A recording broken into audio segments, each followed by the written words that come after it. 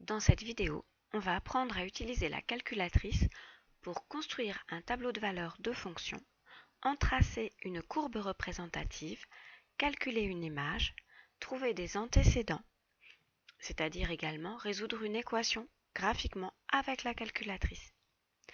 On commence par allumer la calculatrice. On va pouvoir rentrer la formule de la fonction avec la touche y égale ou f de x égale suivant le modèle. Ici, pour mon exemple, la formule est x au cube moins 3x moins 2. On utilise le x qui est ici.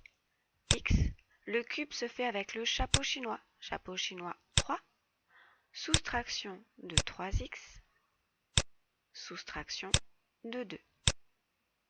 On remarque ici que le égal est dans un petit carré noir, ça veut dire qu'il est actif.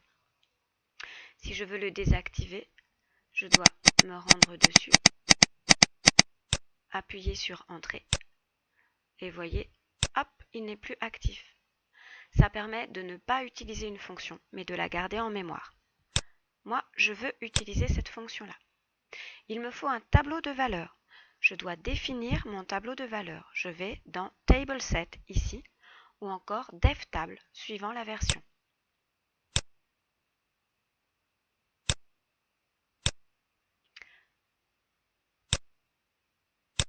Voilà, ça a marché. Mon tableau va commencer à moins 3. Attention, le moins que vous voyez ici, sur lequel cela clignote, c'est le moins du signe, moins 3, et pas le moins de la soustraction. Ici, on me demande le pas de ma table. J'ai choisi 1, ce n'est pas un problème. On pourrait choisir 0,1, 0,5, peu importe. Tout cela me convient bien. Je vais obtenir ma table. Seconde, table. Et voilà. La consigne me demandait au moins 5 valeurs de x. Ça va, j'en ai largement plus, j'en ai 7. Tout va bien. Maintenant, deuxième question. Tracer la courbe représentative. Cette fois-ci, je veux le graphique. J'appuie donc sur Graphe. Et voilà, la courbe se trace. Si jamais la fenêtre de visualisation ne me convenait pas, je pourrais la changer avec Windows ici. Il est également pratique de connaître la touche Zoom qui permet d'avoir différents cadrages.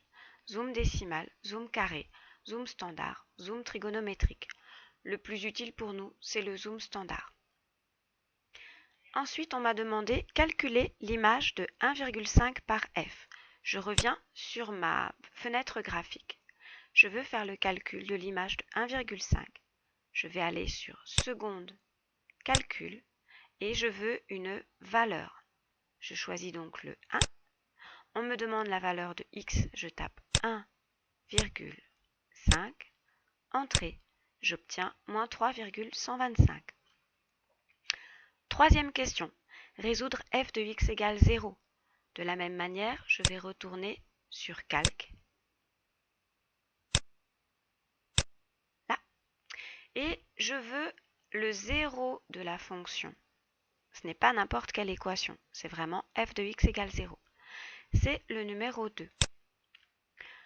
Je vois ici que j'ai deux annulations. Ce sont les deux points où la courbe coupe l'axe des abscisses.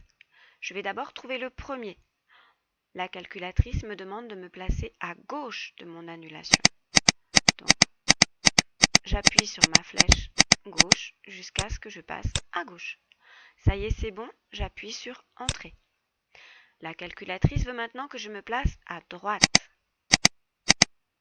Voilà. Ensuite, elle me demande de me rapprocher le plus possible de l'annulation. Cela permet de réduire le temps de calcul. C'est fait. Elle travaille et elle m'affiche ça. Alors, il est évident que ma réponse n'est pas moins 0,999, etc. En gros, la solution qu'on vient de trouver là doit être moins 1. De toute façon, dans la consigne, on demande avec la précision permise par la calculatrice. On répondra donc moins 1 pour cette première solution. Mais nous voyons qu'il y en a une deuxième. Donc on recommence le travail.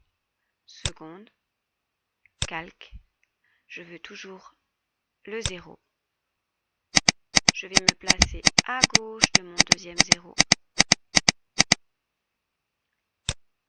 Je vais me placer à droite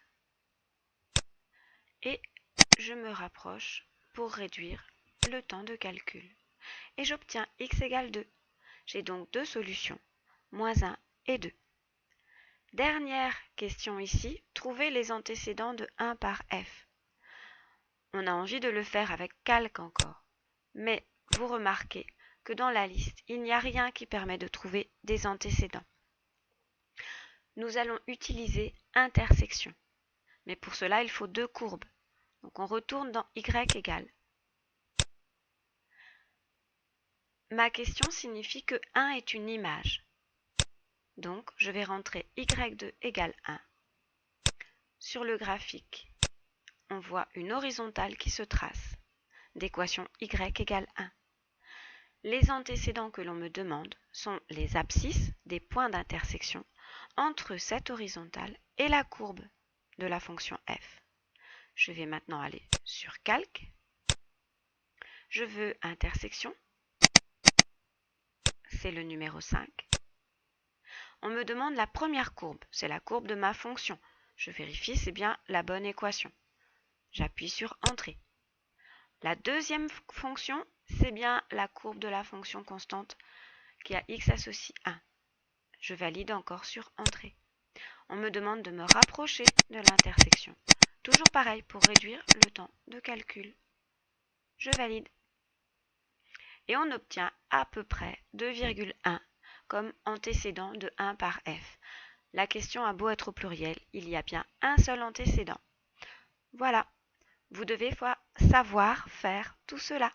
Construire un tableau de valeurs, tracer la courbe représentative, calculer une image, résoudre f de x égale 0 et trouver des antécédents. Vous pouvez repasser cette vidéo autant de fois qu'il le faut. Entraînez-vous bien.